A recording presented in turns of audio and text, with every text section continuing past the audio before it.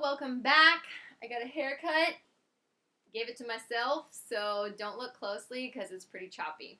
Anyway, feeling good, feeling fresh, got a new haircut.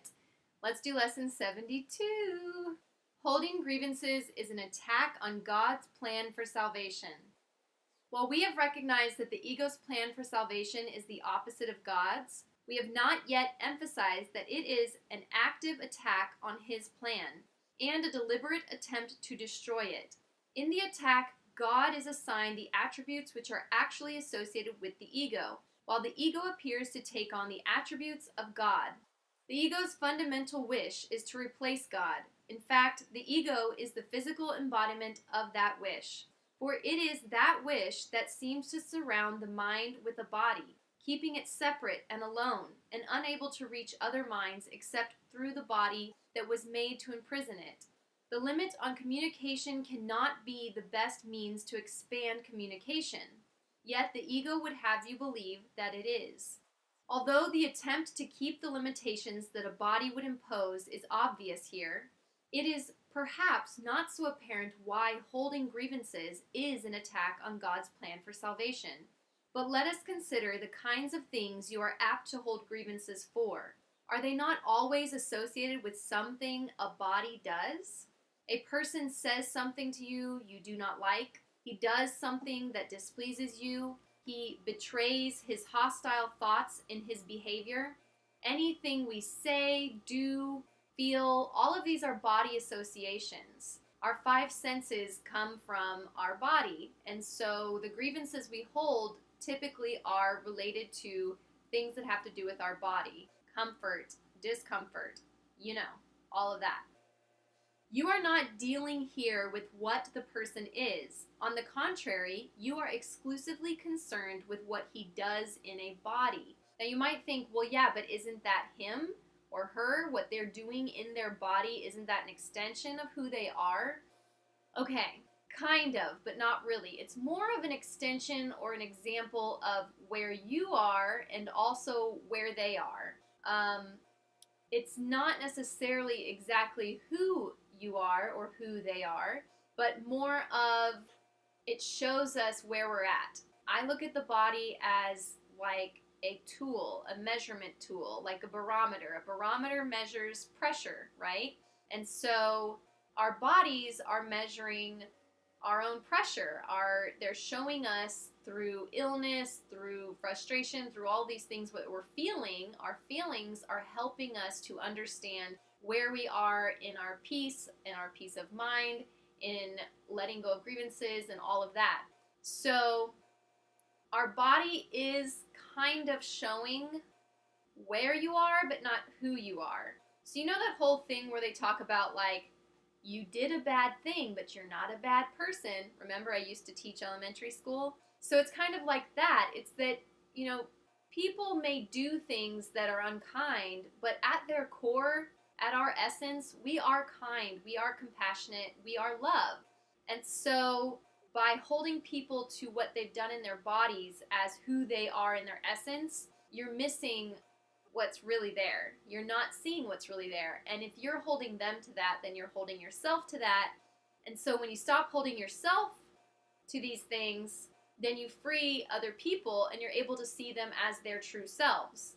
And you're able to have more compassion, empathy, sympathy, these types of things.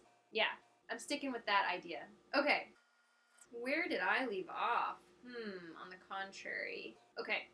You are doing more than failing to help in freeing him from the body's limitations. You are actively trying to hold him to it by confusing it with him and judging them as one. Herein is God attacked. For if his son is only a body, so must he be as well. A creator wholly unlike his creation is inconceivable. If God is a body, what must his plan of salvation be? What could it be but death? In trying to present himself as the author of life and not of death, he is a liar and a deceiver, full of false promises and offering illusions in place of truth. The body's apparent reality makes this view of God quite convincing. In fact, if the body were real, it would be difficult indeed to escape this conclusion, and every grievance that you hold insists that the body is real. It overlooks entirely what your brother is. It reinforces your belief that he is a body and condemns him for it. And it asserts that his salvation must be death, projecting this attack onto God and holding him responsible for it. To this carefully prepared arena where angry animals seek for prey and mercy cannot enter, the ego comes to save you. God made you a body. Very well. Let us accept this and be glad. As a body, do not let yourself be deprived of what the body offers. Take the little you can get. God gave you nothing. The body is your only savior. It is the death of God and your salvation. So this is like, playing devil's advocate and saying, okay, fine, let's go with this. Let's say that you are a body and God did give you this body and God has given you nothing and you're screwed. And so why don't you just take everything you can get and hold on to it and hold tight, believing in lack, okay? So, this is the universal belief of the world you see. Some hate the body and try to hurt and humiliate it. Others love the body and try to glorify and exalt it. I see so much of that here in LA, both versions. I mean, it's everywhere, really. But while the body stands at the center of your concept of yourself, you are attacking God's plan for salvation and holding your grievances against him and his creation, that you may not hear the voice of truth and welcome it as your friend, or welcome it as friend. Your chosen Savior takes his place instead. It is your friend. He is your enemy. We will try today to stop these senseless attacks on salvation. We will try to welcome it instead. Your upside-down perception has been ruinous to your peace of mind. You have seen yourself in a body and the truth outside you, locked away from your awareness by the body's limitations. Now we are going to try to see this differently. The light of truth is in us, where it was placed by God. It is the body that is outside us and is not our concern. To be without a body is to be in our natural state. To recognize the light of truth in us is to recognize ourselves as we are. To see ourselves as separate from the body is to end the attack on God's plan for salvation and to accept it instead. And wherever his plan is accepted, it is accomplished already.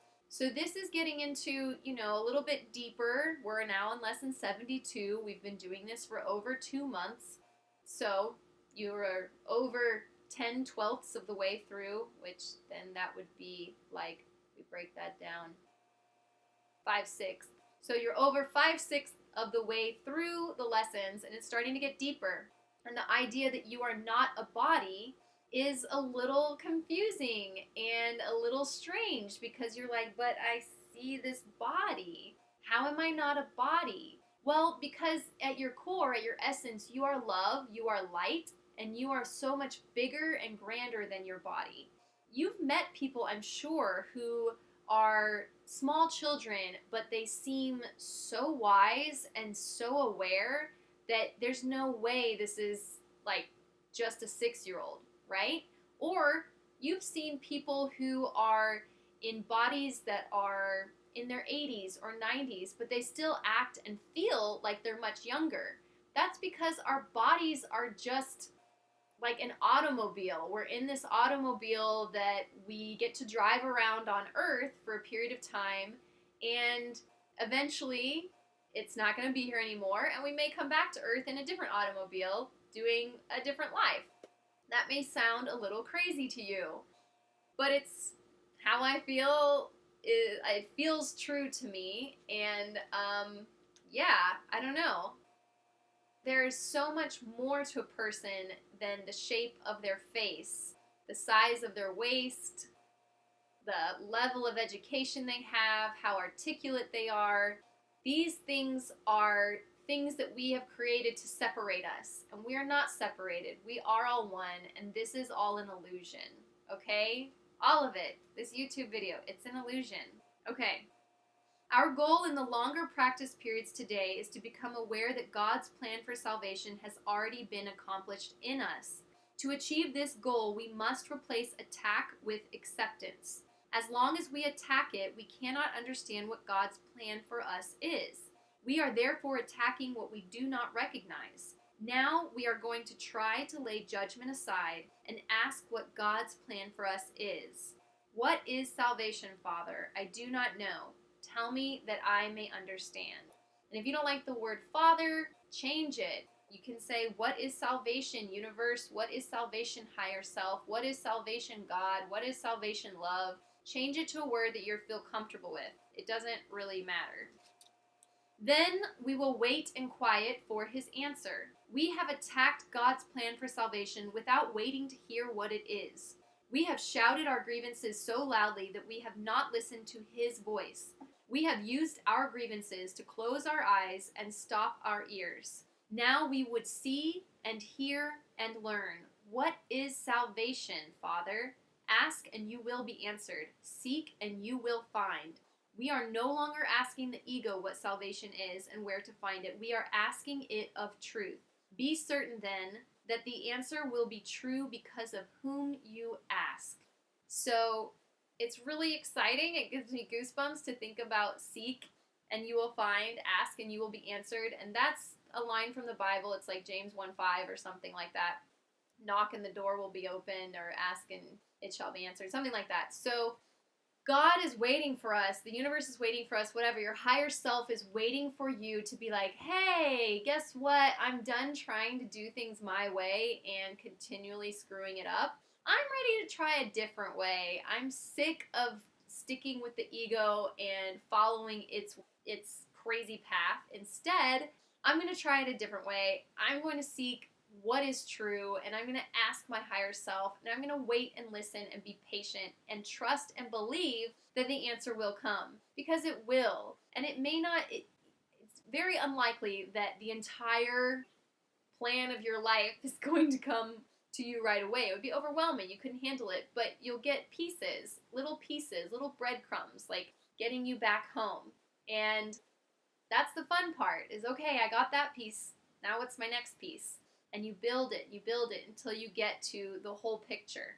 Okay, whenever you feel your confidence wane and your hope of success flicker and go out, because it will, it happens, it's normal, repeat your question and your request, remembering that you are asking of the infinite creator of infinity, who created you like himself. What is salvation, Father? I do not know. Tell me that I may understand. He will answer. Be determined to hear. 1 or perhaps 2 shorter practice periods, an hour, will be enough for today, since they will be somewhat longer than usual. These exercises should begin with this. Holding grievances is an attack on God's plan for salvation. Let me accept it instead. What is salvation, Father? And we've already talked a little bit about what salvation is. Salvation is when you are free from grievances, when you have let go of everything and all of your fear, your worry, your doubts, your unforgiveness, all of it is gone. That's true salvation. And your path to that and the things that you need to uncover will be revealed to you little by little in the amount that you can handle it at the time. Okay, then wait a minute or so in silence, preferably with your eyes closed, and listen for his answer. Woo! That's a long one. These lessons are starting to get longer, but you can handle it. You've been at this for more than 2 months, so that's great. And I'm excited for your experience. Again, as always, please share if you feel compelled to, and I look forward to seeing you for the next lesson. Bye.